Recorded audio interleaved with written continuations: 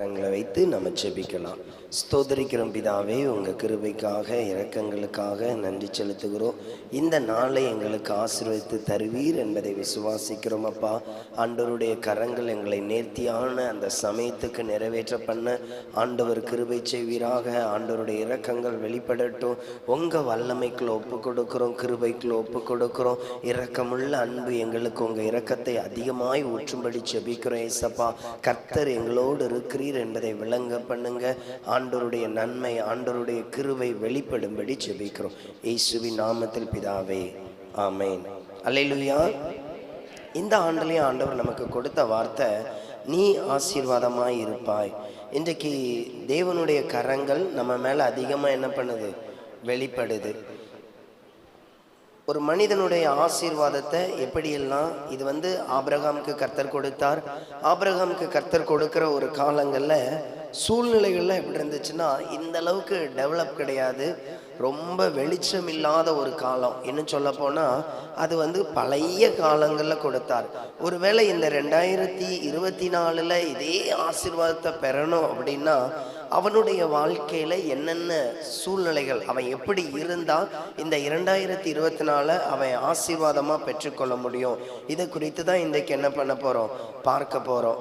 ஆவியானவருடைய கரங்கள் நம்மளை இந்த ஆண்டில் இவ்வண்ணமாய் நடத்தணும். நான் தேவ சமூகத்தில் இருக்கும் பொழுது இந்த வசனத்தை கொடுத்தார். எப்போவுமே ஆண்டவர், நான் சொன்னேன் இல்லையா, ஆசீர்வாதமான ஒரு வார்த்தையை கொடுத்தாருன்னா கட்டாயம் அதை என்ன பண்ணுவார், நிறைவேற்றுவார். சூழ்நிலை நமக்கு சாதகமாக இருக்காது, ஒரு போராட்டத்துக்குள்ள இருக்கும், ஒரு நெருக்கத்துக்குள்ள இருக்கும். ஆனாலும் ஆண்டவர் என்ன பண்ணுவார், ஆசீர்வதிப்பார். இதை குறித்து தான் இன்றைக்கு என்ன பண்ண போகிறோம், பார்க்க போகிறோம்.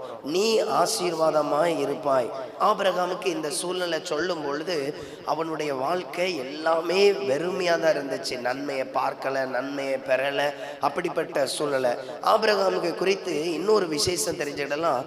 நம்மளெல்லாம் ரெட்ஷிப்பில் நடத்தினதுக்கு யாராவது ஒருவர் என்ன பண்ணியிருப்பாங்க, காஸ்பல் அறிவித்திருப்பாங்க. இயேசுவை குறித்து யாராவது ஒருவர் என்ன பண்ணியிருப்பாங்க, சத்தியத்தை போதிச்சிருப்பாங்க. இல்லை நம்ம அப்பா அம்மா கிறிஸ்டினா இருக்கிறதுனால நம்ம என்ன பண்ணியிருப்போம், இயேசுவை ஏற்றுக்கொண்டிருப்போம். இப்படி நம்மளை போதிச்ச யாராவது ஒரு ஆள் இருக்கும். ஆனால் ஆபிரகாமுக்கு காஸ்பல் அறிவிச்சது யார் அப்படின்னா, கர்த்தர் அவருக்கு என்ன பண்ணியிருப்பார், பேசியிருப்பார். கர்த்தர் ஆபிரகாமுக்கு தன்னை என்ன பண்ணியிருப்பார், வெளிப்படுத்தி இருப்பார். இந்த வசனத்துல ரொம்ப சிறப்பு என்ன அப்படின்னா, கர்த்தர் ஆபிரகாமோடு என்ன பண்ணார், வெளிப்பட்டார். இதை குறித்து தான் பார்க்க போறோம். இந்த காஸ்பல், அதாவது நான் கர்த்தர் இல்லை நான் தேவன் என்கிற வார்த்தையை ஆபிரகாமுக்கு கர்த்தரே அறிவிச்சிருப்பார். நீங்க இந்த பகுதியில் வாசித்தீங்கன்னா தெரியும், வேற எந்த ஒரு வெளிப்பாடும் இருக்காது. கர்த்தர் என்ன பண்ணியிருப்பாரு, பேசியிருப்பாரு. இன்றைக்கும் நம்முடைய வாழ்க்கையில அநேக வேளைகள்ல சில வார்த்தைகளை கர்த்தரே பேசுவார், இருதயத்துல பேசுவார், வசனம் மூலமா பேசுவார். இந்த வார்த்தையை கேட்கும் பொழுது நமக்கு ஒரு நம்பிக்கை உண்டாகும். நம்பிக்கை, இதைத்தான் இங்க ஆபிரகாம் பெற்றுக்கொள்றாரு. ஆபிரகாமை பார்த்து சொல்றாரு, நான் உன்னை பெரிய ஜாதியாக்குவேன். இந்த பெரிய ஜாதியாக்குவேன் அப்படிங்கிற ஒரு லைஃப் என்ன அப்படின்னா, அன்றைக்கு ஒரு ஊர்ல இருந்து இன்னொரு ஊருக்கு போகணும்னா இடையில என்ன இருக்காது, இடையில வழிக்கு தங்குற இடமோ ஒண்ணுமே இருக்காது. இப்படி ரொம்ப தூரமா இருக்கிற காலங்கள், அதாவது ஜனங்கள் குறைவா இருக்கிற காலங்கள். அப்படிப்பட்ட காலத்துல ஆபிரகாமை பார்த்து சொல்றாரு, நான் உன்னை பெரிய ஜாதி ஆக்குவேன். இந்த ஜாதி என்பது எதை குறிக்கணும்னா பட்டணம். இப்போ நம்ம சொல்லணும் இல்லையா, பார்வதிபுரம் ஒரு பட்டணம். இந்த மாதிரி ஆபிரகாமே உன் பேர்ல உன்னுடைய பிள்ளைகளை வச்சு நான் என்ன பண்ணுவேன், ஒரு பெரிய பட்டணத்தை உருவாக்குவேன். இது ஆண்டவர் கொடுத்த ஒரு தீர்க்க தரிசனம். இந்த வார்த்தை அவருடைய பேர பிள்ளைகள் காலங்கள்ல நிறைவேறிற்று. யார் அப்படின்னா, இஸ்ரவேல்னு ஒரு பேரை உண்டு பண்ணினார். யாக்கோபுன்னு அவனுக்கு பிறக்கும் பொழுது பேர் வச்சாலும் அவனை ஒரு காலங்கள்ல வாக்குத்தத்த ஒரு பேரை வைக்கிறாங்க. அந்த பேருக்கு பேர் இஸ்ரவேல். இன்னைக்கும் நம்ம அந்த பேரை பார்க்கிறோம், இஸ்ரவேல் தேசம். புரிஞ்சுச்சா? இந்த வார்த்தைகள் அந்த நபர் மூலமா என்ன பண்ணுது, நிறைவேறுது. அடுத்தது சொல்லுகிறார், உன்னை ஆசீர்வதித்து உன் பேரை பெருமைப்படுத்துவேன். இந்த வார்த்தையை நம்ம நிறைய இடங்கள்ல பைபிள்ல பார்க்கலாம். உன் பேரை பெருமைப்படுத்துவேன். இதை எங்கெல்லாம் பார்க்கலாம் அப்படின்னா, இஸ்ரவேல் ஜனங்கள் எகிப்திலிருந்து வரும் பொழுது எகிப்த சும்மா வச்சுட்டுலாம் வரல, ஒரு அசைவை கொண்டு வர்றாங்க. எகிப்துல அநேக தேவங்கள் இருந்தாலும் இந்த இஸ்ரவேலின் தேவனை கண்டு ஒரு எண்ணம் உண்டாயிற்று, ஒரு பயம் உண்டாயிற்று, நடுக்கம் உண்டாயிற்று. அப்படிப்பட்ட ஒரு அசைவை கர்த்தர் வெளிப்படுத்தினார். இது எதை குறிக்குது அப்படின்னா, உன் பேரை பெருமைப்படுத்துவேன். இஸ்ரவேலின் தெய்வம் வல்லமை உள்ளவர். இஸ்ரவேலின் தேவனுக்கு முன்பாக ஒன்றுமே இருப்பதில்லை. அன்றைக்கு எகிப்தில் இருக்கிற மந்திரவாதிகள் எல்லாரும் சொல்றாங்க, என்ன சொல்றாங்க தெரியுமா? இது கர்த்தருடைய கை, இதுக்கு முன்னால நம்மளால என்ன பண்ண முடியாது, மோத முடியாது, நிற்க முடியாது. அந்த அளவுக்கு அந்த எகிப்தை ஒரு அசைவை உண்டு பண்ணினார். அடுத்தாப்புல எகிப்தியுடைய இராணுவங்கள் பலமா இருந்தது. செங்கடல்ல அந்த எகிப்தின் இராணுவங்களை என்ன பண்ணார், மூழ்கடித்தார். அதற்கு ஒரு ரீசன் உண்டு. ஏன் அப்படின்னா, மோசே பிறக்கிற காலங்கள்ல அந்த பார்வோ, அதாவது எகிப்தினுடைய ராஜா என்ன பண்ணான்னா, அங்க இருக்கிற எல்லா ஆண் குழந்தையும் நைல் நதியில போட்டு என்ன பண்ணான், கொன்று போட்டான். ஒரு தண்ணிக்குள்ள அவர்களை என்ன பண்ணான், மூழ்கடித்தான். அத கர்த்தர் நேர்த்தியா எங்க சரிக்கு சமம் பண்ணினார் அப்படின்னா, செங்கடல்ல முழு இராணுவம், அதாவது பலமிக்க வீரர்களை கொண்டு வந்து என்ன பண்ணாரு, செங்கடல்ல மூழ்கடிச்சார். அங்க குழந்தைகளை மூழ்கடிச்சான், ஆண் குழந்தைகளை. இங்க பாத்தீங்கன்னா செங்கடல்ல அவர்களுடைய முழு ஜனங்களை என்ன பண்ணார், அதாவது அந்த முழு இராணுவத்தையுமையும் கர்த்தர் அழித்து போட்டார். இதெல்லாம் எதை குறிக்குதுன்னா, பெருமைப்படுத்துவேன். அவர்களுடைய பேர் என்ன பண்ணிட்டு பெருமைப்பட்டது. அநேக இடங்கள்ல ஆபிரகாமுக்கு வாக்கு கொடுத்தார். இந்த வார்த்தை கானானுக்குள்ள போவோங்கிறது இஸ்ரவேல் அல்ல, ஆபிரகாமுக்கு கொடுத்தார். அந்த வார்த்தை என்ன பண்ணுது, ஒவ்வொரு சந்ததியா என்ன பண்றாங்க, அதாவது நல்ல கவனிங்க, ஆபிரகாமுக்கு கொடுத்த தீர்க்க தரிசனத்தை பிள்ளைகள் பிள்ளைகள் பிள்ளைகள் சந்ததிகள் என்ன பண்ணுது, அதை தொடர்ந்து ஜெபம் பண்ணிக்கிட்டே போகுது. நான் உங்களுக்கு முதல்ல சொன்னேன் இல்லையா, ஆண்டவர் ஒரு வார்த்தை கொடுத்தா 2 வருஷம் கழிச்சு கூட சில வேளைகளில் நீங்க முடக்கப்பட்டு ஒண்ணு இல்லாத சூழ்நிலையில மனசே தோணும், இனி என்ன வாழ்க்கை வாழ போறோம். நல்லா கவனிக்கணும், அந்த வார்த்தை அழியாமல் நிறைவேற்ற பண்ணுவார். ஏன்னா அவர் 2 வருஷம் கழிச்சு நமக்கு சோர்வு வரப்போறது தெரியும், கஷ்டம் வரப்போறது தெரியும், கவலை வரப்போறது தெரியும். எல்லாம் தெரிஞ்சா கூட அந்த வார்த்தைகளை என்ன பண்ண மாட்டார், கைவிடவே மாட்டார். ஒருவேளை நமக்கு சொல்லும் பொழுது நம்ம நடுத்தருவில் இருப்போம், சூழ்நிலையில எல்லாம் அழிந்து போற நிலைமையில நமக்கு வார்த்தை கொடுப்பார். அந்த வார்த்தை எப்படிப்பட்டதுன்னா, நீங்க அழிகிற நிலைமையில இருக்கலாம், உருவாக்குறவர் அந்த வார்த்தையை கொடுத்தவர், வானத்தையும் பூமியும் உண்டாக்கின தேவன் கொடுத்தவர். அதனால அதை நேர்த்தியா என்ன பண்ணுவார், நிறைவேற்றுவார். அப்போ கவனிச்சு பாருங்க, அந்த வார்த்தையை யாரெல்லாம் பிடிச்சிருக்கிறா, யாக்கோபு பிடித்தார், யாக்கோபு சொன்னார், கானானுக்கு மீண்டும் என்ன பண்ணுவோம், கூட்டி சேர்ப்போம். அடுத்தது மோசே மூலமா, மோசே ஒரு குறிப்பிட்ட லெவல் மட்டும் வந்தார். அடுத்தது யோர்தானை கடக்கும் பொழுது யார் கையில அந்த ஒர்க்கு போகுது அப்படின்னா, யோசுவா கையில போகுது. யோசுவாவும் கானானை குறித்து என்ன பண்றாரு, பேசிக்கிட்டே போறாரு. அப்ப நல்லா கவனிங்க, ஆபிரகாமுக்கு கொடுத்த வாக்கு தத்தத்தை எத்தனை தலைமுறைகள், அதாவது 450 வருஷத்துக்கு மேல என்ன பண்றாங்க, அந்த ஒரே வார்த்தையை பிடிச்சிட்டு போறாங்க. கானானுக்குள்ள என்ன பண்ணுவோம். அப்ப நல்லா கவனிங்க, நமக்கு ஒரு வார்த்தை கொடுக்கிறார் இந்த வருடத்துல, நீ ஆசீர்வாதமா இருப்பாய். எவ்வளவுக்குள்ள இதை நம்ம நம்புறவங்களா இருக்கிறோம், எவ்வளவுக்குள்ள என் வாழ்க்கையில இதை நிறைவேற பண்ணுவார். நம்ம தரித்திரத்துல இருக்கலாம், நெருக்கத்துல இருக்கலாம், இக்கட்டுல இருக்கலாம், ஒண்ணுமில்லாத சூழ்நிலையில இருக்கலாம், ஆனா ஆண்டவர் வார்த்தை என்ன பண்ணுவார், நிறைவேற்ற பண்ணுவார். அதனாலதான் எப்பவுமே விசுவாசிக்கணும். ஆண்டவர் அங்க கொடுக்கும் பொழுது யோசிச்சு பாருங்க, ஆபிரகாமுக்கு பிள்ளையே இல்லை, இந்த இடத்துல சொல்றாரு, உன் பேரை என்ன பண்ணுவேன், பெருமைப்படுத்துவேன், உன்னை பெரிய ஜாதி ஆக்குவேன். இதெல்லாம் என்னது, உன்னை நான் பெரிய பட்டணம், ஒரு மாவட்டம், ஒரு மாநிலம் போல நான் என்ன பண்ண போறேன், உருவாக்க போறேன். அப்ப இதை சொல்லும் பொழுது எப்படிதான் இருந்திருக்கும், எந்த சூழ்நிலையும் வாய்ப்பில்லை. இன்னைக்கு நமக்கும் அப்படிதான் இருக்கும், நிறைய போராட்டம் இருக்கும், கவலை இருக்கும், பிள்ளைகளை குறித்த ஒரு எதிர்பார்ப்பு இருக்கும், என் பிள்ளை இப்படி மாறணும் அப்படி மாறணும். ஆனா எல்லாமே தலைகீழ வந்திருக்கும். ஆனா ஒன்றை மாத்திரம் கவனித்து கொள்ளுங்க, ஆண்டவருடைய வார்த்தை ஜீவன் உள்ளது. அது எந்த சூழ்நிலையிலையும் நம்மளுக்கு என்ன பண்ணுவாரு, நிறைவேற்ற பண்ணுவார். சரி, ஒரு வார்த்தை நிறைவேறும், எஸ், அதுல எந்த சந்தேகமும் இல்லை. அதை பிடித்து கொள்வதற்கு 3 விதமான காரியங்கள், ஒரு காரியங்கள் நிறைவேறுவதற்கு 3 காரியங்கள். என்னுடைய தனிப்பட்ட அனுபவத்தில் ஒரு காரியத்தை சொல்றேன்.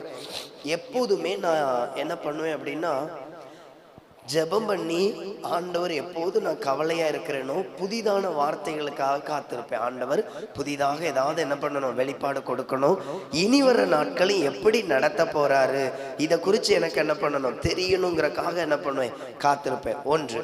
அடுத்தது என்ன பண்ணுவேன் அப்படின்னா, ஒவ்வொரு கூட்டங்கள் முடியும் பொழுது, ஆண்டவரே இதை நான் என்ன பண்ணியிருக்கிறேன், நல்லா முடிச்சிருக்கிறேன்னா, அந்த நல்லா முடிச்சிருக்கிறேன் அப்படின்னா ஆண்டவர் உடனே அடுத்தது என்ன பண்ணுவார் தெரியுமா, இன்னும் ஊழியங்கள் அடுத்தது தரப்போறேன். நான் இப்படி ஒவ்வொரு கூட்டம், கடந்த வருடத்துல ஒரு கூட்டம் முடிக்கும் பொழுது சொன்னாரு, இனி நான் உனக்கு 5 கூட்டம் இனி என்ன பண்ணுவேன், ஒழுங்கு பண்ணுவேன்.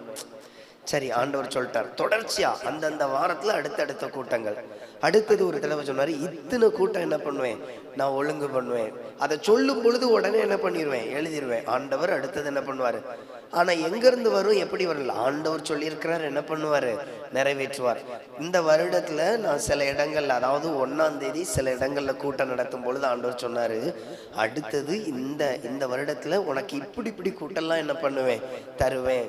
இந்த இதுல பாத்தீங்க அப்படின்னா 3 நாள் தொடர்ச்சியா நடத்துற கூட்டங்கள் என்ன பண்ண போறீங்க, நடத்த போறீங்க. இது பிள்ளைகள் மூலமா எடுத்தது.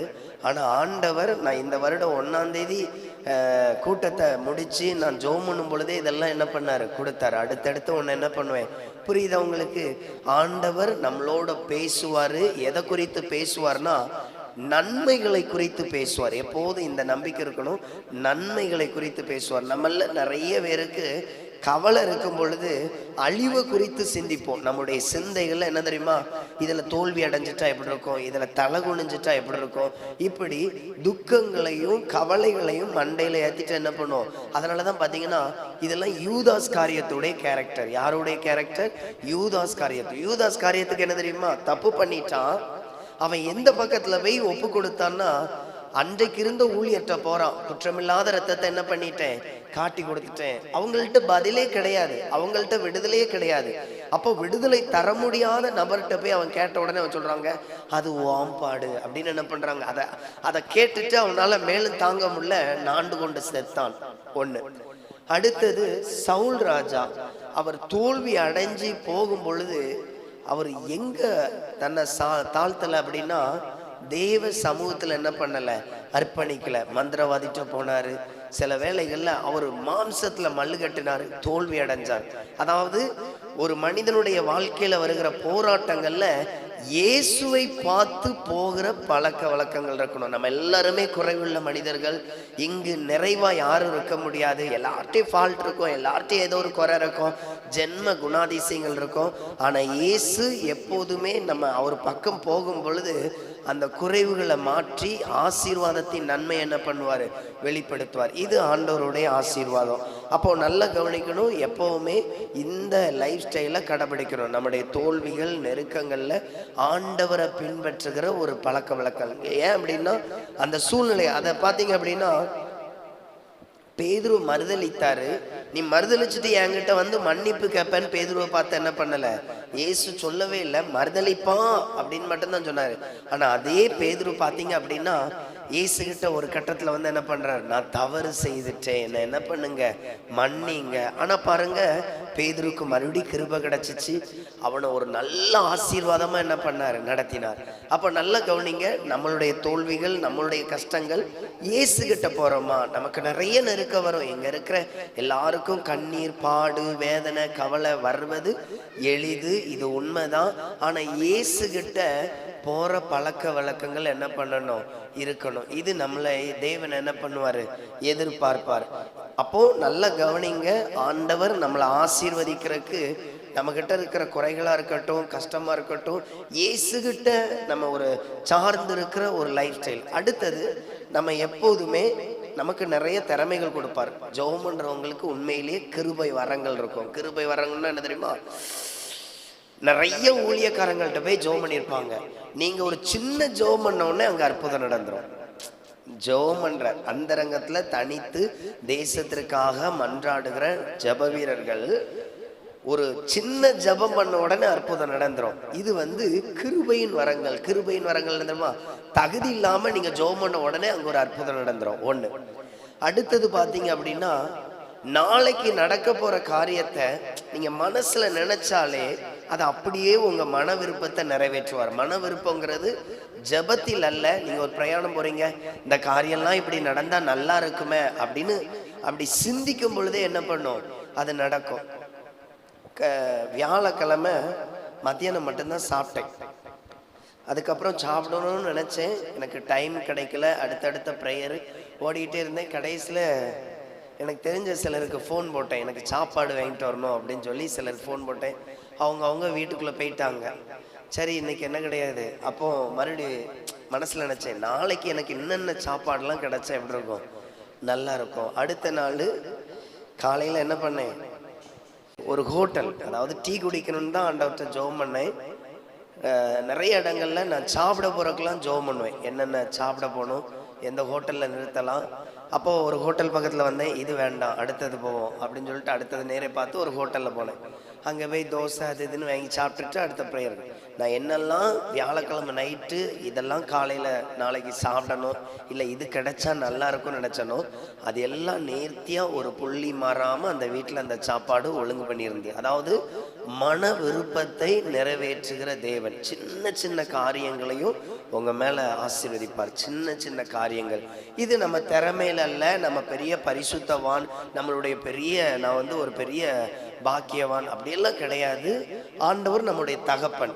இதனால தகுதியே இல்லாம எல்லாருக்கும் என்ன பண்ணுவாரு, இது யார் யார் விரும்புறீங்களோ எல்லாருக்கும் என்ன பண்ணுவாரு, இதை செய்வாருங்கிற நம்பிக்கை மட்டும்தான் நமக்கு தேவை. ஏன் அப்படின்னா ஆபிரகாமை பார்த்து சொல்றாரு, நான் உன் பேரை பெருமைப்படுத்துவேன். ஆபிரகாம் என்ன பெரிய அதற்கேற்ற பாத்திரவானா இந்த வார்த்தையை சொல்லும் பொழுது அதுக்கப்புறம் தான் நிறைய உருவாக்குறாரு, நிறைய பயிற்சி கொடுக்குறாரு, உண்மைதான்.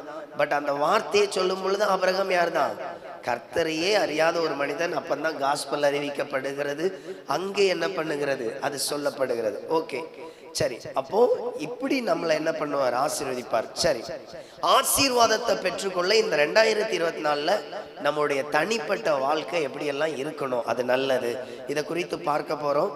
தானியேல் 2வது அதிகாரம் 18வது வசனம்.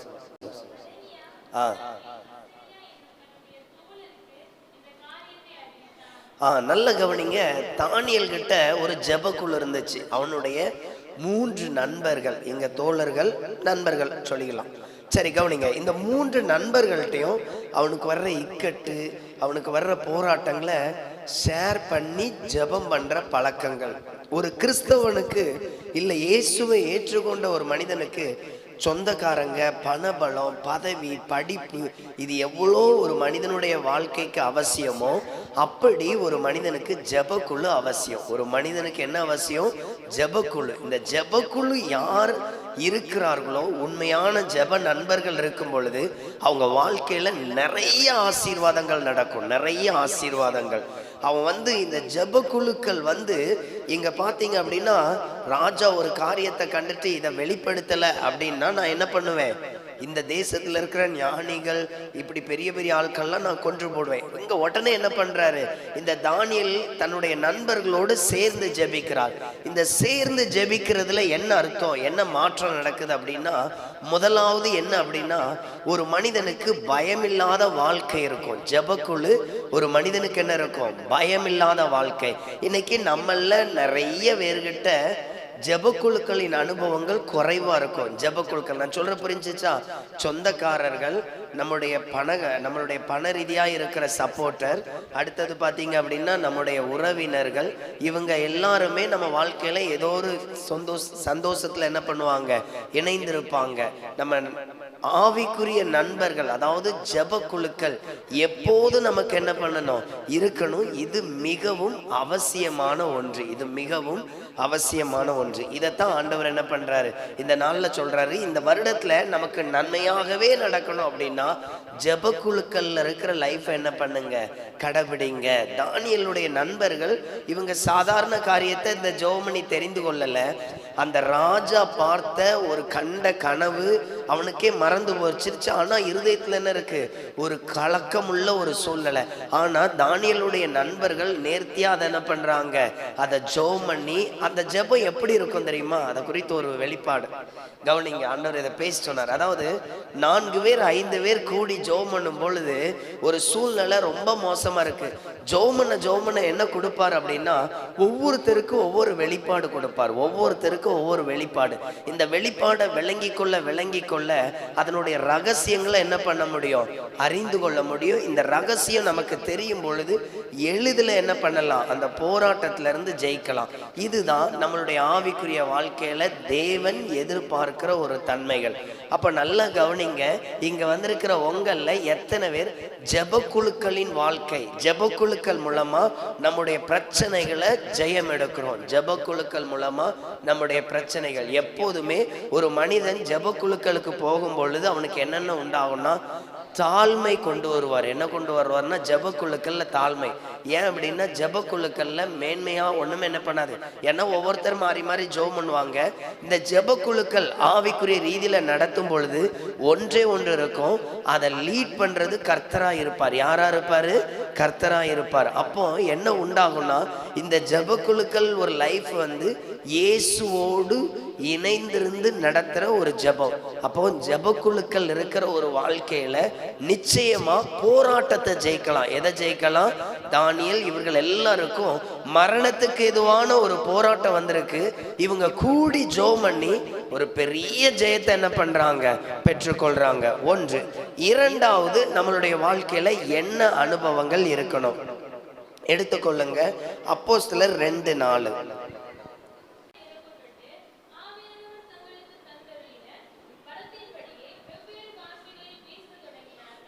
இங்க ரெண்டாவது காரியம் பார்க்கிறோம். இந்த 2024 நம்மகிட்ட தேவன் ஒரு எதிர்பார்க்கிற ஒரு ஆசீர்வாதம் பரிசுத்த ஆவியின் நிரப்பப்படுதல். அதாவது பரிசுத்த ஆவி. இந்த பரிசுத்த ஆவியின் அனுபவம் முதல் நூற்றாண்டுல அன்றைக்கு இருந்த அப்போஸ்தலர்கள் மேல, இன்னும் அந்த வீட்டில் இருந்த அநேக சீசர்கள் மேல அது என்ன பண்ணிட்டு ஊற்றப்பட்டது. காத்திருந்தார்கள், அதை பெற்றுக்கொண்டார்கள். இந்த அனுபவம் நம்ம வாழ்க்கையில இருக்கணும். நிரப்பப்படுகிற அனுபவங்கள். நம்மள நிறைய பேர் ஆவியானவரை ஏற்றுக்கொண்டிருக்கிறோம், ஆவியானவருடைய நிரப்புதல்ல இருக்கிறோம். ஆனா ஆவியானவருடைய அந்த நிரப்புதலின் மாற்றங்கள் இருக்கணும். ஆவியானவர் ஒரு மனிதனை நிரப்புனா மாற்றமுள்ள வாழ்க்கைன்னு ஒன்று இருக்கும். இதுதான் நம்மள நிறைய வேலைகள் இருக்காது. இதனாலேயே நம்ம என்ன பண்ண மாட்டோம்? நன்மைகளை பெற மாட்டோம். ஆவியானவர் நம்மளை ஆசீர்வதித்து அந்த அந்த அதனுடைய மாற்றத்தை காண்பிப்பார். அதாவது பைபிள்ல நீங்க பார்த்தீங்க அப்படின்னா பேதுருடைய ஞானம் அதுக்கப்புறம் பயங்கரமா இருக்கும். அடுத்த அதிகாரத்துல பாத்தீங்கன்னா பேதுரு பிச்சை எடுக்கிற பிறந்த நாள்ல இருந்தே சப்பானியா இருந்த ஒரு மனிதனை எழுப்புவார். இது பரிசுத்த ஆவியானவருடைய வல்லமை. அதாவது எங்க நிரப்புதல் இருக்குதோ அங்கதான் வல்லமை இருக்கும். இப்ப நம்மகிட்ட பரிசுத்த ஆவியானவர் இருக்கிறாருன்னா இருக்கிறாரு, எந்த சந்தேகமும் இல்லை. நிரப்பப்பட்டால் தான் வல்லமை கிரியை செய்யும். நிரப்பப்பட்டால் தான் வல்லமை கிரியை செய்யும். இங்க நிரப்பப்பட்டதுனாலதான் வல்லமை கிரியை செய்கிறது. அந்த சப்பானிய அங்க எழுப்பும் பொழுது பாருங்க, தாயின் கருவுல உருவாக வேண்டிய உறுப்புகள் 40 வயசுக்கு மேல என்ன பண்ணுது? உருவாகுது. அதாவது அது வளர்ச்சி அடையுது, பலன் கொள்ளுது. 40 வயதிற்கு அப்புறம் அந்த சரீரம் என்ன பண்ணுது? இப்ப நம்மள கூட சில வேளைகள்ல சிலர் வியாதியோட இருப்போம். சிலருடைய வாழ்க்கையில சரீரத்துல ஏதோ ஒரு இது இருக்கும். அந்த வளர்ச்சி எந்த சூழ்நிலையிலும் வளரத்தக்க வல்லமை பரிசுத்த ஆவியானவருக்கு உண்டு. அல்லேலூயா. நல்லா கவனித்துக் கொள்ளணும். நம்ம சரீரத்தில் இருக்கிற வியாதியா இருக்கட்டும், இந்த வல்லமையில் நாம் நிரப்பப்படும் பொழுது எந்த சூழ்நிலையிலையும் அது என்ன பண்ணும்? வளர்ச்சி அடைகிற வாழ்க்கை உண்டு. இதை எப்போதும் கவனிக்கணும். இது ஆபிரகாமுக்கு இருந்தது. ஆபிரகாமுடைய மனைவியுடைய சரீரம் செத்து போயிற்று. ஆபிரகாமுடைய சரீரம் செத்து போயிற்று. இப்படிப்பட்ட தன்மைகள் என்ன பண்ணிருந்து இருந்திருந்து நல்லா கவனிக்கணும். இந்த தன்மையில் உள்ள காலங்கள்ல ஆபிரகாம் என்ன பண்ணாரு? தகப்பனானார். புரியுதா உங்களுக்கு? இது எங்கிருந்து உண்டாயிற்று? பரிசுத்தாவின் வல்லமை நிரப்பப்படுதல். இப்போ எல்லார்ட்டையும் பரிசுத்தாவினர் இருப்பார். அந்த வல்லமை நிரப்பப்படுதல். இந்த வல்லமை நிரப்பப்படுதல் என்ன தெரியுமா? ஒரு ஃபயர் பையை நிறைய குச்சிகளை எரிச்சு அந்த குச்சிகள் எரிக்கப்படும் பொழுது அதனுடைய மாற்றங்கள், அதாவது அதனுடைய தன்மைகள்ல இருந்து நிறைய மாற்றம் உண்டாகும். இப்ப நல்லா கவனிங்க. ஒரு விறகு எரியும் பொழுது கொஞ்சம் வெளிச்சம் உண்டாகுது. நிறைய விறகு உண்டாகும் பொழுது வெளிச்சம் அதிகரிக்குது, சூடுடைய தன்மை அதிகரிக்குது. அந்த இடத்துல இருட்டு இல்லை, அந்த இடத்துல இருக்கிற தன்மைகள் நிறைய மாற்றத்தை கொண்டு வருது. புரியுதா உங்களுக்கு? ஒரு வெப்பத்தின் இதே போலதான் பரிசுத்த ஆவியானவர் நமக்குள்ள வந்து அந்த வல்லமையை வெளிப்படுத்தும் பொழுது நம்முடைய வாழ்க்கையில நிறைய வளர்ச்சிகள் உண்டாகும். அது ஆவிக்குரிய வளர்ச்சி, சரீர வளர்ச்சி. என் சரீரத்துல ஏதோ ஒரு பலகீனம் இருக்கு, இந்த பலகீனம் வந்து போகாது. ஏன்னா இது வந்து என் வயது முதிர்ந்ததுனால இல்ல. இந்த பரிசுத்த ஆவியானவருடைய வல்லமை வரும்போது இந்த முதிர்வை கூட மேற்கொள்ளுகிற, சுகமளிக்கிற, இல்ல மாற்றத்தை கொடுக்கிற வல்லமை இந்த ஆவியானவருடைய நிரப்பப்படுதலில் உண்டு. நம்மள நிறைய பேர் இன்னும் நிரப்பப்படுகிற ஒரு அனுபவத்துல என்ன பண்ணல, வரல. எப்பொழுது நிரப்பப்படுமோ இவர்கள் அந்த ரங்கத்தில் நிரப்பப்பட்டார்கள். அடுத்த அதிகாரத்துல பாத்தீங்கன்னா இவர்களுடைய நிரப்பப்படுதல் நிறைய பேரை விடுதலை ஆக்குது. பேதுருவா இருக்கட்டும், யோவானா இருக்கட்டும், இவர்களுடைய இந்த பைபிளை தாண்டி இவர்களுக்குன்னு வரலாறு புத்தகங்கள் உண்டு. ஆர்சி டைசிசன்ல போனீங்கன்னா நம்முடைய கோட் ரோட்ல இருக்கும் நாஞ்சில் புத்தகம் சென்டர் நினைக்க, அங்க போனீங்கன்னா இந்த சீசர்களுடைய வரலாறு புக்குன்னே உண்டு. அதெல்லாம் படிச்சீங்கன்னா எப்பா சீசர்கள் இவ்வளோ அற்புதம் செஞ்சாங்களா அப்படின்னு இருக்கும். அதுல தனித்தனியா எழுதியிருக்கும் யாரோடு இயேசு அதிகமாய் பேசினார். இந்த லிஸ்ட்ல பேதுரு தான் அதிகமா இருப்பார். இந்த லிஸ்ட்ல யார் அதிகமா இருப்பா? பேதுரு அதிகமா இருப்பார், ரொம்ப அதிகமா பேசினார்னு. அப்ப நல்ல கவனிங்க, இந்த வல்லமை இவ்வளோ மாற்றங்களை கொண்டு வரும். உங்க சரீரத்தை வளர்ச்சி அடைய செய்யும், உங்க ஆவிக்குரிய வாழ்க்கையில வளர்ச்சி அடைய செய்யும், உங்க ஞானத்தை வளர்ச்சி அடைய செய்யும். இது எப்போது உண்டாகும்? இந்த ஆவியானவருடைய நிரப்பப்படுதல். இங்க மறைவு ஒண்ணுமே இருக்காது. இந்த ஆவியானவர் நிரப்பப்படுதல்ல மறைவு ஒண்ணுமே இருக்காது. ஆவியானவர்னாலே அதுக்கு இன்னொரு அடையாளம் வெளிச்சத்தின் வாழ்க்கை. இயேசு சொல்றாரு, நீ மலை மேல இருக்கிற பட்டணம் என்ன பண்ணாத, மறைந்திருக்காத. ஆவியானவர் வசனத்தை வெளிப்படுத்துகிறவர்.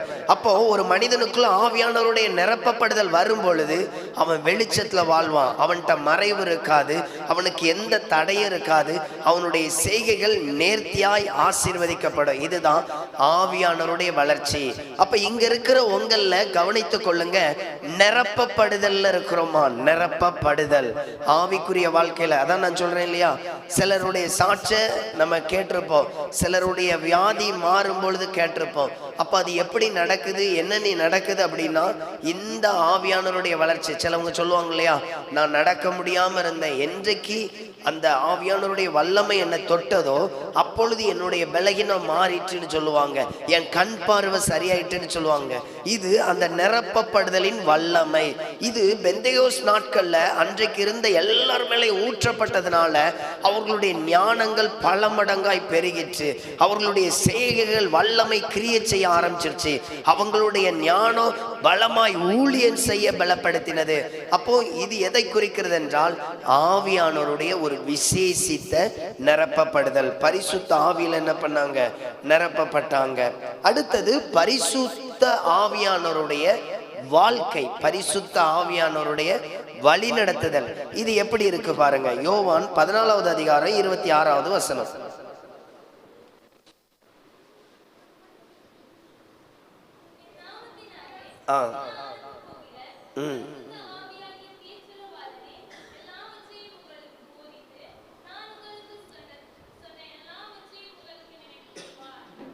இங்க சொல்லப்பட்டிருக்கு, இந்த பரிசுத்த ஆவியானவர் எல்லாவற்றையும் நாம் போதித்த இந்த வசனத்தை எல்லா இடத்துலயும் உங்களுக்கு என்ன பண்ணுவார், நினைப்பூட்டுவார். இது எதை குறிக்குன்னா பரிசுத்த ஆவியானவரோடு வாழ்க்கையில நடந்து போய்கொண்டே இருப்பது. நம்மள நிறைய பேருக்கு சில சொல்லுவாங்க, எனக்கு வெளிப்பாடு வரம் இல்லை, இல்லை எனக்கு தீர்க்க. நல்லா கவனிங்க, ஆவியானவர் ஒரு மனிதனுக்குள்ள வந்துட்டாலே இது எல்லாத்தையும் வெளிப்படுத்துவார். நீங்க என்ன பேசணும், எப்படி இருக்கணும், இதுல நிற்காத, இதுல நெல்லு, இங்க இருந்து போயிரு, இதெல்லாம் தீர்க்க தரிசனம் வரல.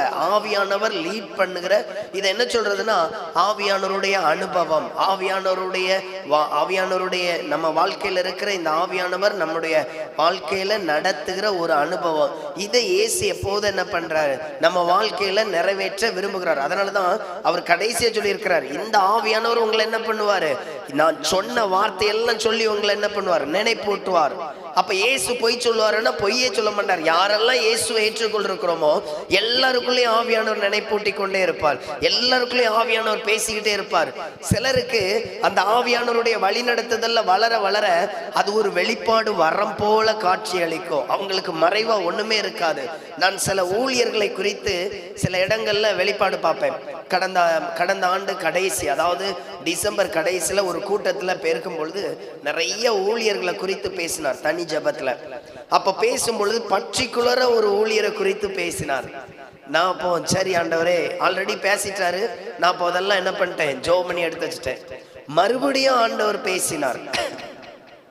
ஒழுங்கு பண்ணிட்டு அவர்கிட்ட சொல்ல போலான்னா அவருக்கு ஒரு ஆலோசனை கொடுக்க போவே அவர் சொல்லிட்டாரு, நீ சும்மா நாட்டுக்கு இந்த பைபிளை தூக்கிட்டு அங்கேயும் என்ன பண்ணக்கூடாது, பாடம் நடத்தக்கூடாது அப்படின்னு என்ன பண்ணிட்டாரு, என்ன ஒரு போடு போட்டாரு. இனி அவர்கிட்ட போய் என்ன பண்ண முடியாது, இன்னைக்கு சொல்ல முடியாது. சரி ஆண்டவரே அப்படின்னு சொல்லிட்டு மறுபடியும் என்ன பண்ணேன், ஜெபம் பண்ணிக்கிட்டே இருந்தேன். ஆண்டவரே அதற்குரிய சூழ்நிலை என்ன பண்ணுங்க. அடுத்தது ஆண்டவர் சொன்னாரு, இன்னைக்கு என்ன பண்ணு சொல்லு அப்படின்னு.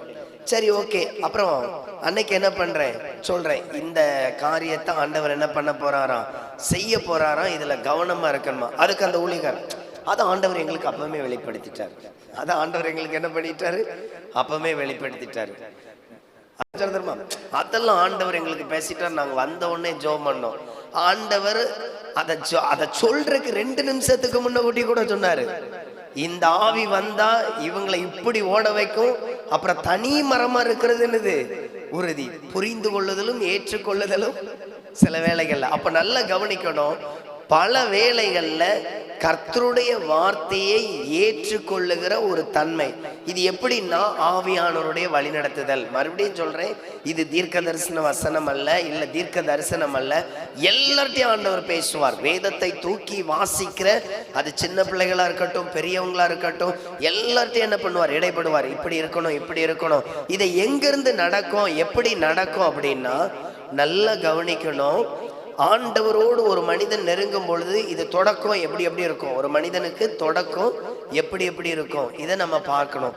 கவனிங்க, ஒரு மனிதனோடு ஆவியானவர் லீட் பண்ணும் பொழுது எப்படி எப்படி இருக்கும், அந்த வழி நடத்துதல் எப்படி இருக்கும், அது எப்படியெல்லாம் பார்க்கலாம். எடுத்துக்கொள்ளுங்க, அப்போஸ்தலர் 8வது அதிகாரம் எடுங்க,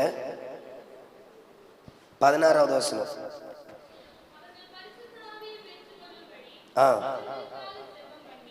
போதும். இந்த இடத்துல என்ன சொல்லப்பட்டிருக்கு அப்படின்னா, அந்த நம்ம பார்த்த அப்போஸ்தலர் நாட்கள்ல நிரப்பப்பட்டவர்கள் மற்றவர்களுக்கு பரிசுத்த ஆவிக்காக என்ன பண்றாங்க, ஜெபம் பண்ற பழக்கம். இப்ப நான் சொல்ற புரியுதா?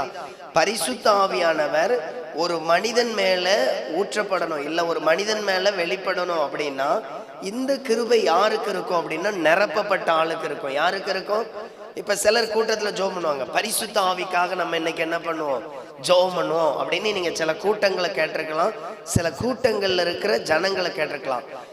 நம்ம பார்க்கக்கூடிய ஒரு இது, பரிசுத்த ஆவியானவர் ஒருத்தரை நடத்துறது எப்போ இருக்கும் அப்படின்னா நிரப்பப்பட்ட ஆளுக்கு மட்டும்தான் இந்த லீடிங்கை வெளிப்படுத்த முடியும். புரியுதா உங்களுக்கு? ஒரு மனிதனுக்கு பரிசுத்த ஆவியானவர் எப்படி பேசுவார் அப்படிங்கிற சம்பவத்தை நிரப்பப்பட்ட ஆளுக்கு மட்டும்தான் என்ன பண்ணுவாரு, வெளிப்படுத்துவார். இப்ப இந்த வார்த்தையை யார் சொல்றா அப்படின்னா பேதுரு. அவர்கள் பரிசுத்த ஆவியை பெற்றுக்கொள்ளும்படி அவர்களுக்காக ஜெபம் பண்ணினார். இங்க பேதுரு இன்னும் பாத்தீங்க அப்படின்னா அவர்களோடு இருக்கிற அப்போஸ்தலர்கள் இந்த சமாரியா பட்டணத்துல வந்து என்ன பண்றாங்க, பிலிப்பு ஊழியம் செய்த ஜனங்களுக்கு ஜெபம் பண்றாங்க. ஜெபம் பண்ணும் பொழுது அவங்களுக்காக பரிசுத்த ஆவியானவருக்காக ஜெபம் பண்றாங்க. இந்த காரியத்தை நீங்க நல்லா கவனிக்கணும். எப்படி ஜெபம் பண்றாங்க அப்படின்னா, இவங்க ஜெபம் பண்ண உடனே எல்லாரும் பரிசுத்த ஆவியில என்ன பண்ணாங்களாம், நிரப்பப்பட்டாங்களாம். இன்னைக்கு நம்மள சிலர் கூட்டத்தை கவனிச்சிருப்போம், பரிசுத்த ஆவியினால் பெற்றுக்கொள்ளுகிற கூட்டம் அப்படின்னு கேட்டிருப்போம் இல்லையா? பரிசுத்த ஆவியில பெற்றுக்கொள்ற கூட்டம். இந்த கூட்டத்தை நல்லா கவனிக்க வேண்டிய முதல் விஷயம், யார் நிரப்பப்பட்டிருக்கிறார்களோ அவர்களாலதான் இன்னொரு ஆள் என்ன பண்ண முடியும், நிரப்பப்பட முடியும். அடுத்தது, யாருக்கு தாகம் இருக்குதோ அவர்கள் தான் அதை என்ன பண்ண முடியும், பெற்றுக்கொள்ள முடியும். இன்னொன்னு, யார் மேல கர்த்தர் இரக்கமா இருக்கிறாரோ அவர்களை கர்த்தர் என்ன பண்ணுவாரு, நிரப்புவார். அப்ப சிலருக்கு நிரப்பப்படணும்னு விருப்பம் இருக்கிறவங்களுக்கு வாஞ்சை இருக்கணும், கர்த்தர் இரக்கம் உள்ளவருங்கிற இருதயம் என்ன பண்ணணும், இருக்கணும். அப்ப நல்ல கவனிங்க, இந்த அனுபவத்தை எப்படி நடத்துறாங்க அப்படின்னா, இங்க பேதுரு கேள்விப்படுறார், பிலிப்பு போன ஊர்ல நிறைய பேர் ஞானஸ்தானம் பெற்றிருக்கிறாங்கன்னு. உடனே என்ன பண்றார், பேதுரு புறப்பட்டு வந்து எல்லாரையும் ஆவிக்குள்ள நிரப்புறார். சரி, ஆவிக்குள்ள ஏன் நிரப்பணும், ஏன் நிரப்பப்படுற ஒரு வாழ்க்கை? அதனாலதான் முதல்ல பார்த்தோம், இந்த ஆவிக்குள்ள நிரப்பப்படும் பொழுதுதான் ஒரு மனிதனுக்கு ஆவியானவருடைய வழி நடத்துதல் அதிகமாய் கவனிக்க முடியும், அதிகமாய் கவனிக்க முடியும். கடந்த நாட்கள்ல ஒரு செய்தி ஒரு இடத்துல கொடுக்கணும். அந்த இடத்துல கொடுக்கிற இடத்துல என்ன செய்தி கொடுத்திருந்தார் அப்படின்னா, ஒரு ரயில் பெட்டியுடைய கடைசி பகுதியை காட்டினார். ரயில் பெட்டியுடைய கடைசி பகுதியை காட்டினார். இந்த கடைசி பகுதியை காட்டிட்டு நல்ல கவனிங்க, இதை குறித்து தான் நீ செய்தி கொடுக்கணும் அப்படின்னாரு. அப்போ இங்க இடம் இருக்கும். சரியா? இந்த ரயில் பெட்டியுடைய கடைசி பகுதி என்ன பண்ணாரு? காட்டினார். காட்டின உடனே என்ன பண்ண, சரி ஆண்டவரே இதை கொடுக்கணும் அப்படின்னா 2023 நீ எப்படி முடிச்சிருக்கிறங்கிறது தான் என்ன பண்ணணும், பேசணும். அப்போ அந்த இடத்துல அந்த செய்தி கொடுத்து முடிச்ச பிறகு ஒருவர் நைட்டு சாட்சி சொல்றாங்க, என் வாழ்க்கையில நான் 40 வருஷத்தை இழந்துட்டேன்னு. எவ்வளவு வருஷத்தை இழந்துட்டேன்? 40 வருஷத்தை. அப்படின்னா நான் அந்த வார்த்தையில ஆண்டவர் பேசினாரு, நீ இந்த வருடம் நியூ இயரை கொண்டாடாத, அதுக்கு நீ என்ன இல்ல, தகுதி இல்லை. ஏன் தகுதி இல்லை அப்படின்னா, நன்றாய் கவனிக்கணும், இந்த 23ல நீ எனக்காக என்ன பண்ணல, ஒண்ணுமே செய்யல, அதனால நீ என்ன இல்ல, தகுதி இல்லை. இப்ப நல்லா கவனிச்சு பாருங்க, நம்ம எல்லாரும் 23 கொண்டாடணும் இல்லையா? 23 முடிச்சு 24க்கு என்ன பண்ணோம், வந்தோம். 23 யாரெல்லாம் இயேசுக்குள்ள நான் ஆண்டவரே உம்முடைய சித்தம் கரெக்டா செஞ்சேன், அவங்க அல்லேலூயா சொல்லுங்க பார்க்கலாம். யாரெல்லாம் கொண்டாடி புது ட்ரெஸ் எல்லாம் அன்னைக்கு போட்டு சர்ச்சுக்கு போயிட்டு அவங்க மட்டும் ஒரு அல்லேலூயா சொல்லுங்க. யாருமே சர்ச்சுக்கு போலங்க. அங்க போன உடனே தூங்கினது தான் தெரியும். அப்புறம் அவர் ஆமேன் போட்டு கேக்கு கொடுக்கும் பொழுதுதான் ஓ முடிஞ்சிட்டோன்னு என்னன்னு பண்ணோம், எழுந்துட்டோம். நல்ல கவனிங்க, எல்லாரும் கொண்டாடணும், ஆனா கொண்டாடுறதுக்கு தகுதி இல்லாம என்ன பண்ணணும், கொண்டாடணும். புரிஞ்சுச்சா? கொண்டாடுறதுக்கு என்ன இல்லை, தகுதி இல்லை. நம்ம 2023 நம்ம வாழ்க்கையில சக்சஸா முடிச்சிருப்போம். என் வீடு கட்டுறது, கடன் பிரச்சனை, பிள்ளைகளுடைய வளர்ச்சி, படிப்பு, இதுலெல்லாம் சக்சஸா முடிச்சிருப்போம். தேவனுக்கு பிரியமாய் நடக்கிறதுல தோல்வி உள்ளவர்கள், தேவனுக்கு பிரியமா நடக்கிறதுல என்னது, தோல்வி உள்ளவர்கள். இந்த செய்தி கேட்டுட்டு சாட்சி எப்படி சொன்னாங்க, நான் 40 வருஷம் எப்படி முடிச்சிருக்கிறேன், தோல்வியில இருந்திருக்கிறேன். இதுதான் ஆண்டவர் அந்த இடத்துல எனக்கு பேச சொன்ன வார்த்தை. ஸ்தேவான் சாகும் பொழுது சக்சஸா முடித்தார். ஸ்தேவான் எப்படி முடிச்சாரா, சக்சஸா முடிச்சார். 7:60 படிங்க, அப்போஸ்தலர் 7:60.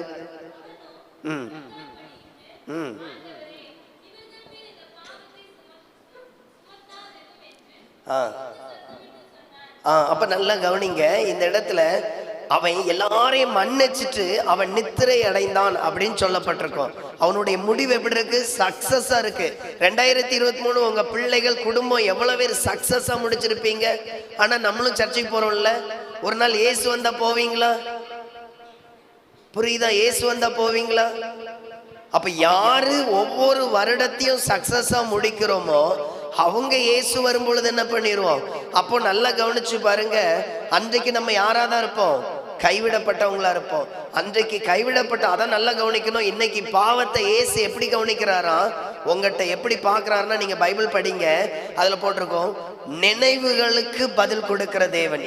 எதை பதில் கொடுக்கிறாரு, நினைவுகள். நான் சொல்ற புரியுதா? நீங்க ஒரு ஆளை வெளியெல்லாம் திட்ட வேண்டாம், விளங்காம போவேன், மனசுக்குள்ள நினைச்சா போதும், கர்த்தர் உனக்கு ஏற்றதாய் செய்வாராக. புரியுதா உங்களுக்கு? ஒரு ஆள் சர்ச்சில் தப்பு பண்றாரு, நீங்க நேர்ல எல்லாம் திட்ட வேண்டாம், அவன் செய்யறதுக்கு படுவான், அவன் செய்யறதுக்கு என்ன பண்ணுவான்.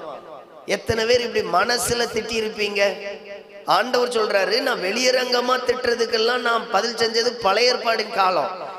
மோசையுடைய சகோதர சகோதரிகள் வெளியரங்கமா சொல்ற, அவனை பத்தி தெரியாத அவன் எங்க போய் பொண்ணு கட்டி இருக்கான். எஸ், அதுக்கு பனிஷ்மெண்ட் கொடுத்தாரு. ஆனா நல்ல கவனிங்க, புதிய ஏற்பாட்டுல இயேசு ஒரு ஒரு ஒரு வியாதிசனை குணமாக்க போறார். அவன் கை முடக்கணும் எங்களேன், அவன் என்ன பண்றாரு, உன் பாவங்கள். உடனே மனசுக்குள்ள நினைக்கிறாங்க, இவர் எப்படி பாவத்தை வெளியெல்லாம் பேசல. உடனே அவர் சொல்றாரு, நீங்க என்ன இப்படி பேசுறீங்க.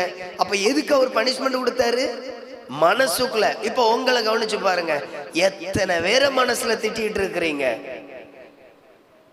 எத்தனை பேரை ஒரு சர்ச்சில் 5 நிமிஷம் டைம் எக்ஸ்ட்ரா போகட்டும், டைமுக்கே முடிக்க மாட்டார். யோசிச்சு பாருங்க, இன்னைக்கு வந்தாலும் உங்களுக்கு நரகம் நிச்சயம். இன்னைக்கு வந்தாலும் என்ன நிச்சயம், ஏன்னா நீங்க வெளியெல்லாம் சண்டை போடல, வெளியெல்லாம் திட்டல, மனசுக்குள்ள நிறைய வேற. அதனாலதான் பழைய ஏற்பாட்டுல பல்லுக்கு பல் கண்ணுக்கு, புதிய ஏற்பாட்டுல ஒரு பனிஷ்மெண்ட் எப்படி கொடுத்தா தெரியுமா, நீங்க நல்லா படிக்கணும். அதாவது ஒரு கண்களின் இச்சையினால ஒரு ஆளை பார்த்தாலே என்னதான், மனதோடு பாவம் செய்தாச்சு. இப்ப யோசிச்சு பாருங்க, எத்தனை பேரை இவனுக்கு அறிவே கிடையாது, மனசுக்குள்ள நினைச்சிருப்பீங்களா, எங்க என்ன பேசிட்டு இருக்கிறான், எத்தனை வேலையில பேசியிருப்பியா. அப்ப நீங்க யாரு, எரி நரகத்துக்கு. அப்ப இங்க இருக்கிற நிறைய பேர்கிட்ட எங்க தான் போற காயத்தமா இருக்கிறோம். நான் தான் சொன்னேன், நீங்க வெளியரங்கமா சண்டை போட்டது, வெளியரங்கமா கோவப்பட்டது, வெளியரங்கமா மூஞ்ச தூக்கிட்டு போனதெல்லாம் இல்ல, மனதிற்குள் நினைத்தது.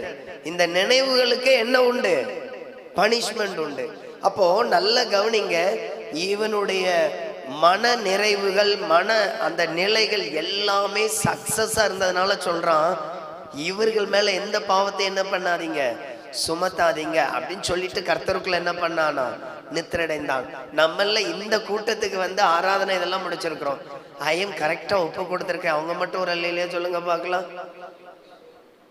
இப்பதான் தோணுது, இன்னும் எனக்குள்ள எவ்வளவு வண்டி வண்டியா என்ன இருக்கு, பாவம் இருக்கு. மனசுக்குள்ள திட்டினதை மட்டுமே ஒரு லிஸ்ட் வச்சு போடுங்க. இந்த வருஷம் தொடங்கி இந்த 6 நாள்ல மனசுக்குள்ள திட்டினது அப்படியே கற்பனை பண்ணுங்க. ஆண்டவரே, நான் யார் யாரெல்லாம் மனசுக்குள்ள மட்டும் என்ன பண்ணேன். சில ஆட்கள் முன்னால வரும் பொழுது, இவகிட்ட மட்டும்தான் புது ட்ரெஸ் இருக்கு, எப்போதும் போட்டுட்டு வர்றேன், எங்க இருந்து தான் வாங்கினாலும்.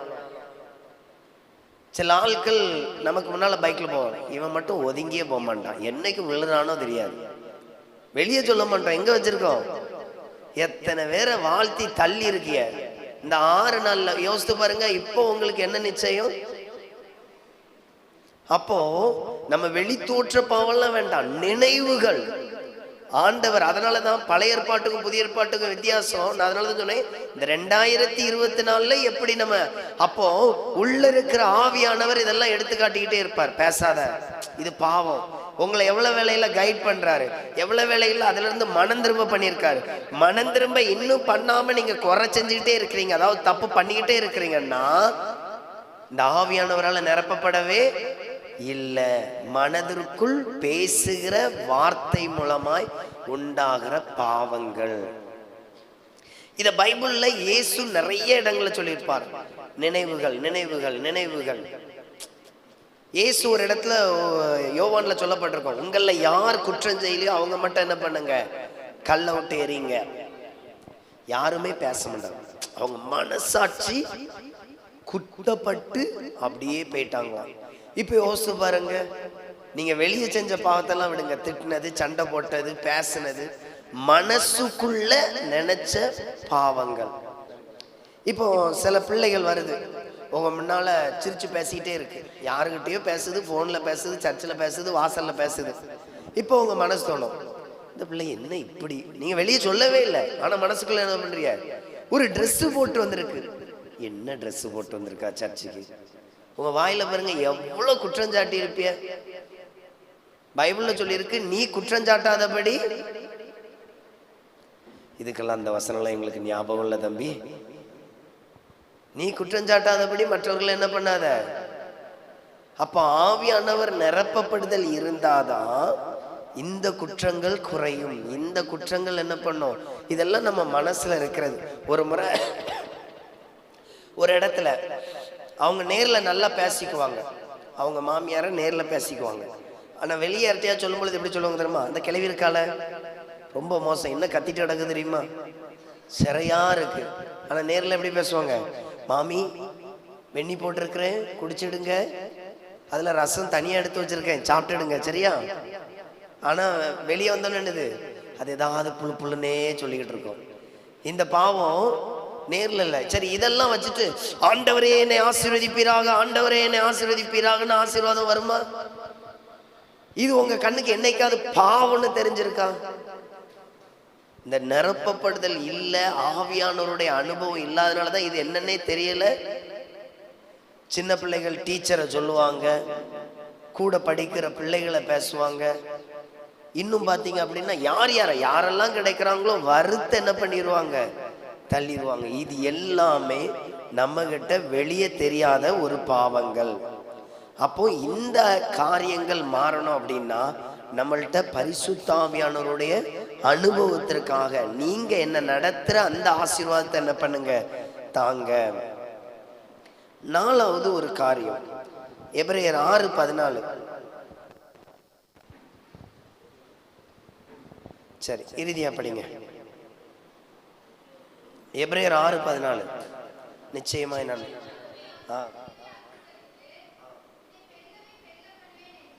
இந்த இடத்துல போட்டிருக்கு, நிச்சயமாகவே நான் உன்னை ஆசீர்வதித்து பெருகவே என்ன பண்ணுவேன், பெருக பண்ணுவேன். இந்த ஆசீர்வாதம் எப்போ உண்டாகும் அப்படின்னா, நல்லா கவனிக்கணும். முதல்ல சொல்லப்பட்டிருக்கு, ஒரு ஜெபக்குழுக்களின் வாழ்க்கை ஒரு மனிதனுக்கு இருக்கணும். 2வது பரிசுத்தாவியின் நிரப்பப்படுதல், மூன்றாவது பரிசுத்தாவியின் அனுபவங்கள். ஒரு மனிதனுக்கு இது கட்டாயம். நிரப்பப்படுதல் வரும் பொழுதுதான் வல்லமை கிரியை செய்யும். நம்ம வாழ்க்கையில இருக்கிற போராட்டங்கள், தடைகள், நான் சொன்னேன் இல்லையா, அந்த அந்த 40 வயசுக்கு மேல இருக்கிறவன் ஒரு சப்பானி, அவன் கால் சூம்பின நிலையில இருக்கு. அந்த சப்பானிய எப்போ அவன் காலு நல்ல காலா மாறிச்சுன்னா 40 வயசுக்கு மேல. இது அந்த வல்லமை புறப்பட்டதுனால நிரப்பப்பட்ட ஒரு அனுபவம். இன்னும் பைபிள்ல பேதுரு நடந்து போகும் பொழுது நிழல் பட்டு என்ன பண்ணாங்க, நிறைய பேர் சுகமடைஞ்சாங்க. இது எப்ப நடந்துச்சு? இந்த நிரப்பப்பட்ட அனுபவம். அப்ப இங்க இருக்கிறவங்களை கவனித்து கொள்ளுங்க. நிரப்பப்படுறதுக்காக என்ன பண்ணுங்க, ஜெபம் பண்ணுங்க. இந்த நிரப்பப்படுதல் வந்துட்டாலே நல்ல விசுவாசம் இருக்கும். அது அடையாளம் என்ன இருக்கும்? நல்ல விசுவாசம் இருக்கும். நிரப்பப்பட்ட மனிதனுக்கு ஆவியானவருடைய வழி நடத்துதல். நான் சொன்னேன் இல்லையா, மனசுக்குள்ள போய் அரைத்துட்டே மாட்டீங்க. நம்ம மனசுக்குள்ள இங்க இருந்து அமெரிக்கா போயிடலாம். எங்க போயிடலாம்? அமெரிக்கா போயிடலாம். மனசுக்குள்ள இங்க இருந்து சென்னைக்கு போயிடலாம், பெரிய ஹோட்டலுக்கு போயிடலாம். பாருங்க, ஒரு டூருக்கு போறோம் ஊட்டி, போறதுக்கு முன்னுக்கிட்டே ஊட்டியை குறிச்சு இங்க என்ன பண்ணிடுவோம், அது ஒரு 300 கிலோமீட்டருக்கு அந்த பக்கம் இருக்குன்னா 300 கிலோமீட்டர் இங்க இருந்தே டிசைன் வரைஞ்சிருவோம். இது எப்படி உண்டாகுது? மனசுக்குள்ள. நல்லா கவனிக்கணும். இந்த மனது தேவ ஆவியினால் என்ன பண்ணிருக்கணும், நிரப்பப்பட்டிருக்கணும். இந்த மனம் எப்படிப்பட்டது தெரியுமா? கண்ட்ரோல் இல்லாத ஒரு நல்ல டான்சர், கண்ட்ரோல் இல்லாத ஒரு நல்ல டான்சர். கவலை நடந்துட்டுன்னா அப்படியே முடங்கி விழுந்து கிடக்கும். சந்தோஷம் வந்துட்டுன்னா என்ன பண்ணும், துள்ளி குதிச்சுக்கிட்டு இருக்கோம். யாராவது விருந்தால் வந்துட்டாங்கன்னா ஆடை வெட்டு, கோழியை வெட்டுன்னு என்ன பண்ணும், துள்ளி குதிச்சுட்டு இருப்போம். அதுவே ஒரு போராட்டம் வந்துருச்சுன்னா ஒப்பார வைக்கும். மனசு என்ன பண்ணும், சத்தமே வராது, மனசு மட்டும் குமுறும், கண்ணீர் மட்டும் என்ன பண்ணும், மனசுக்குள்ள அழுறது. இந்த மனசு அப்படிதான் இருக்கும், பயங்கரமான ஒரு டான்சர். அது சூழ்நிலைக்கு ஏத்தாப்புல. நல்லா கவனிக்கணும். இந்த மனசு ஆவியானவருக்கு மட்டும்தான் கீழ்ப்படியணும். அப்பந்தான் நம்ம வாழ்க்கையில ஒரு நல்ல வெற்றியுள்ள வாழ்க்கை என்ன பண்ண முடியும், வாழ முடியும். அப்ப இந்த வருடத்துல உங்களை கர்த்தர் ஆசீர்வதிக்கணும் அப்படின்னா கவனித்து கொள்ளுங்க. ஒரே ஒரு காரியம்தான். நம்மளுடைய வாழ்க்கையில எப்படி இருக்கணும், தேவ ஆவியானவரை பின்பற்றுகிற ஒரு வாழ்க்கை என்ன பண்ணணும், வாழணும். நம்ம அப்படி வாழும் பொழுது எபிரேயர்ல இந்த ஆபிரகாமுடைய ஆசீர்வாதத்தை தான் போட்டிருக்கோம், அவனுடைய விசுவாசத்தை தான் போட்டிருக்கோம். இந்த விசுவாசம் எப்படி இருக்குன்னா நேர்த்தியா இருக்குமா, நேர்த்தியா இருக்கும். அவன் எப்படி அந்த வசனத்தை நம்பினதுனால எப்படி பெற்றுக்கொண்டான்னா அந்த இடத்துல சொல்லப்பட்டிருக்கு, நிச்சயமாய் நான் உன்னை ஆசீர்வதித்து பெருகவே பெருக பண்ணுவேன். அப்படின்னா என்னது, ஆவியானவர் எங்கெல்லாம். அதனால இன்னைக்கு ஆண்டவர் தெளிவா சொல்ற ஒரு காரியம், மனசுக்குள்ள இருக்கிற பாவம். என்ன பாவம்? நான் சொன்ன புரிஞ்சுச்சா? நேர்ல பேசியிருக்க மாட்டியே, நேர்ல திட்டி இருக்க மாட்டியே. எத்தனை பேருக்கு இந்த ட்ரெஸ், உங்க சர்ச்சுக்கு வர்ற ஏதோ ஒரு பிள்ளை ஒரு ட்ரெஸ்ஸை போட்டு வந்திருக்கு, என்ன ட்ரெஸ் போட்டு வந்திருக்கிறா மனசுக்குள்ள. எத்தனை பேர் சொல்லி திட்டி இருக்கிய சர்ச்சுக்குள்ள வந்தவர், நேர்ல எல்லாம் சொல்லல, பார்த்துட்டு பிரைஸ்லாம் சீக்கிரம் போங்கடே நேரம் ஆயிட்டு. ஆனா என்ன சொல்லுவோம், ட்ரெஸ்ஸை வரும், அந்த டாப்பை ஒழுங்கா போட்டிருக்கலாம், இவளுக்குன்னு எங்க தான் கிடைச்சிச்சோ. என்ன பண்ணியிருக்கோம், மனசுக்குள்ள பேசியிருப்போம். இப்போ ஒண்ணு வேண்டாம், அடுத்தாப்புல சர்ச்சுக்குள்ள இருந்துட்டு சிலர் தூங்குவோம். ஒரு மணி நேரம் முழிச்சிருக்க இவங்களால கழியாதான், சண்டை போட சொல்லுங்க, வாய் வழிய கத்துவ. நம்ம எப்படி ஜெபம் பண்றோங்கிறதெல்லாம் பார்க்க மாட்டோம். சர்ச்சுக்குள்ள வந்து கண்ணை திறந்தவங்கள நேர்ல கம்ப்ளைண்ட் பண்ண மாட்டோம், மனசுக்குள்ள கம்ப்ளைண்ட் பண்றோமா? இது எல்லாமே சர்ச்சுக்கு போயும் மனம் திரும்பாத ஒரு கேரக்டர். இதுதான் நம்ம நினைவுகள்ல உண்டாகிற பாவம். அதனால இதெல்லாம் என்ன பண்ணுங்க, இன்னைக்கு ஒரே ஒரு வசனம், ஆவியானவருடைய வழி நடத்துதல். அதனால கவனிங்க, ஜெபக்குழுக்கள் பரிசுத்தாவில நிரப்பப்படணும். பரிசுத்தாவின் அனுபவங்கள் உங்களை பாவம் செய்யாதபடி என்ன பண்ணும், நடத்தும். அடுத்தது எபிரேயர் 6:14 நிச்சயமா என்ன பண்ணுவாரு, ஆசீர்வதிப்பார். வாங்க எல்லாரும் அப்படியே எழுந்திருக்கலாம். ஸ்தோத்தரிக்கிற ஆண்டவரே, ஸ்தோத்தரிக்கிறோம் அப்பா. உங்க